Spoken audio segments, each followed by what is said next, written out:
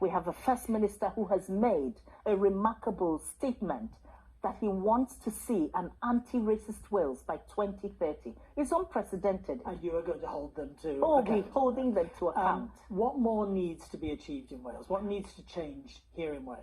You cannot effectively say that we're an anti-racist Wales where people are disadvantaged every day by the skin color. I mean, look at what's going on in Ukraine, where there is a humanitarian crisis going on. And what we're dealing with as Race Council Cymru are the voices of Africans and African Caribbeans, Jamaicans, Nigerians, who got to the border with Poland and they blocked completely because of their skin color. They're saying only the white and blue-eyed and whatever. I've watched the media demarcate on the grounds of color.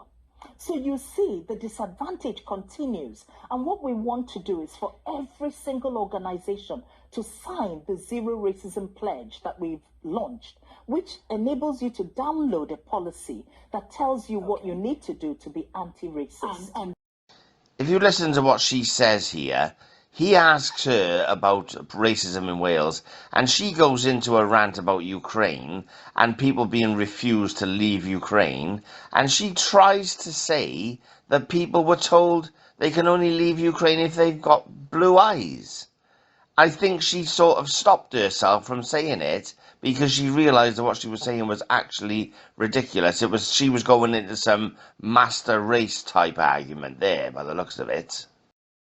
This document is 50,000 words. It's an actual pile of waffle, right? But if you pick out amongst it, one of the most relevant points there is they'd like to see the first black, Asian or minority First Minister in place. That means Vaughan Gething will be shoehorned into place as our First Minister just because he's black. They keep talking about skin colour. Skin colour, skin colour, skin colour.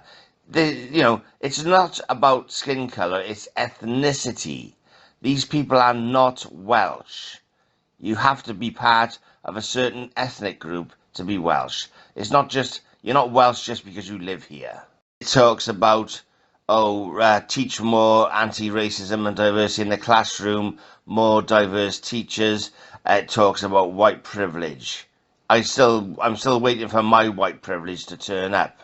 The cherry on the cake is that they say, our vision is of a Wales that is proudly anti-racist where everyone is treated as an equal citizen, whilst going on about white privilege. We all know there's not a lot of out-and-out racism on our streets, and that's why they have to make it up. An anti-racist Wales by 2030. An anti-racist Wales by 2030. An anti-racist Wales by 2030. An anti-racist Wales by 2030.